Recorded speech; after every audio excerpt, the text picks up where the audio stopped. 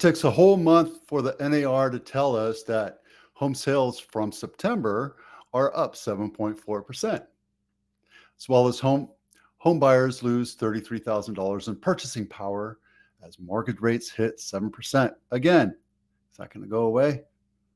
Not, I don't think so. What happens when companies buy houses? We'll talk about the institutional guys, what you get for $2 million, what you get for $1 million, and then the last look of our inventory and supply charts for last month, because today's the 31st. Happy Halloween. Let's get moving here real quick. All right, look, where am I? There we go. Pending home sales advance, 7.4. Yeah, who writes this stuff? Advance 7.4% September. Yeah, they're talking about numbers, not the actual value, but numbers, because, last year we were doing a little bit worse, and now we're seeing inventory increase and normalize and get better, but we're still nowhere near where we need to be because the supply is just not there. The demand is there. And in order for us to get a balanced market, we have to be at about 2,000 homes for sale in Santa Clara County. I've mentioned this all the time, or 1,000 homes for sale in San Jose. And we're just nowhere near that. We're about 50% of that. So we're creeping up to it. Is this newsworthy? I don't think so, but there you go. Just thought I'd let you have that. I know it has nothing to do with the article I read, or I just put up there, or that's up there, but I figured it's something good and valuable for you to listen to and understand our point of view. So how does that affect you, right? Home buyers lose $33,000. This is overall for like the entire United States. So when our rates go up to 7%, you lose a whole lot more than $33,000 in purchasing power. Because the average sale, or the median price, is $442,000. Here, the median price is about $2 million. It's actually a little bit less on the median, but our average in Santa Clara County is 2.2 and change, close to 2.3. That means you lose a lot of purchasing power when it comes to that. It means you need more down payment or more income to be able to buy that same house you could buy 2-3 weeks ago. So what's that going to do? It's going to slow down the market, slow down the economy, because it does affect the overall GDP. And so just hold on, understand that our buying season, especially here in Santa Clara County, is March, April, May. That's when you see the biggest jumps. That's when you see all the buyers come out, and more people put houses up on sale, but houses still continue to sell throughout the year. So if you're electing to buy or sell your house today versus the selling season, or even during the summer, it's not going to be as quick. It's not going to be as fast as the market. And we're nowhere near where we were in 2021 when we had a firestorm of massive amounts of inventory, massive amounts of buyers, and crazy amounts of bids over because there was so much competition. That competition's waned. So because we're at 7% now, there's less competition. And I think it's a great time to buy. Should you marry the house and date the rate? I don't believe in any of that crap, because that's just a way for salespeople to stuff you into a house and get you satisfied so that they can make some money. I'm not here to make money off of you. I'm here to provide a service. Just remember that. I'm here to help you understand the entire process, which is why I do this every day. What happens when companies buy houses? I talk about this all the time. Open Door, BlackRock, Vanguard, all these other companies. Zillows were even buying it, and Redfins were buying homes for a while. Is it a smart thing for you to sell your house to a company?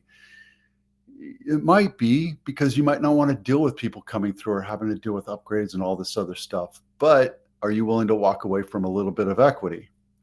And when they say that they're not charging you commission, well, they're going to charge you some sort of fees as well. So you have to be absolutely certain and understand every step of their buying process. I walk you through the entire buying process. I show you sample net sheets so you can see what your bottom line is. So you're completely educated on what we do.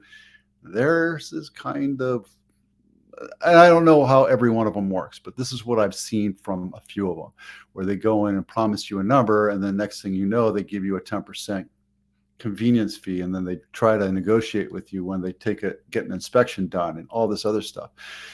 They're going to promise you the world and deliver as little possible because they are not beholden to your fiduciary duty. Their duty is to their stakeholders and stockholders. So just remember that. On the flip side, what this does is it takes away inventory for us as buyers, and it makes it more competitive for us to buy homes. So is there downsides? Yes, because it kind of disrupts the process. And I don't have a problem with people doing this. If you just don't want to deal with realtors, totally understand. There's a lot of bad ones out there. I'll tell you, deal with them every day. You have to deal with people coming through and looking at your house. Well, you're going to have inspectors come through no matter what. You're going to have a few people walk through and do a walkthrough before they actually purchase that house. They just will. On the flip side, they might try to wholesale it from you. And we talked about wholesaling last week. Just be careful. Be very careful, right? What you get for $2 million in Santa Clara County, and want to bring to you this attention right here, which is right near the freeway. This is on Shawnee. If you don't know where that is, it's on the north side of Santa Teresa. This is in Blossom Valley. I live over in this area. So I thought it would be good for us to take a look at this. This means it's great for me because I'm a homeowner. That means my home is worth now more because my house is 2,300 square feet. I have a 5-bedroom, 2.5 baths. So statistically speaking, I think this means that I made more money for my house if I was to go to sell it. So yay for me. Is this going to sell? I don't know. We'll take a look. We'll see how it is. This is a brand new listing. And when it's listed at $2 million, that's a lot of money, period. And okay, this doesn't help. That's an ADU. So now you have an ADU that you have to deal with too. So now you get to be a landlord, and there's your ADU. But why didn't you didn't even do a floor plan? You paid for the dollhouse, but you didn't get a floor plan. I don't get it. Okay, well, best of luck to you. I don't know if I'd pay $2 million there or I'd pay $2 million over here in Austinburg for a 5-bedroom, 3-bath. I don't know if I'd pay $2 million for a 5-bedroom, 3-bath here, which this might be let's take a look, an HOA. No. Okay, it's not an HOA. Good. So the point is that when you're looking at, go back here, when you're looking at pricing out your house, it's very important. Now, their claim to fame is that they have an ADU. To me, an ADU is not a great thing because it's just an added extra thing that I have to deal with. So the value to me is unless my kid came back to work or live with me, probably would not have an ADU. I don't want to be a landlord, especially around my house, because I don't know what my tenants would be like. So I'm not pro or con ADU. It's just something to be aware of. What you get for $1 million, I think I was going to look at Branham Lane. No, we already looked at that one last week. This one right here, San Bernardino, not my listing, 4-bedroom, 2-bath, $1 million, 1,300 square feet. And it's in the, what is this? East Bram, San Ramon, Hellier area. 4-bedroom, 3-bath. Let's take a quick look. I don't understand this whole loopy thing. I would have got rid of that. There's some issues I keep eyeballing right here. They didn't bother to fix or repair anything. Oh, pink. Wall heater. There's no central air. Pink. Pink.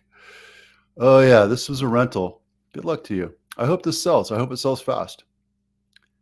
But I would not be paying $1 million for it. See, at least he put a freaking floor plan so you can actually walk through and see what it looks like, right? Guys, if you're going to sell your house, make sure you have a floor plan because it really helps online buyers understand the flow.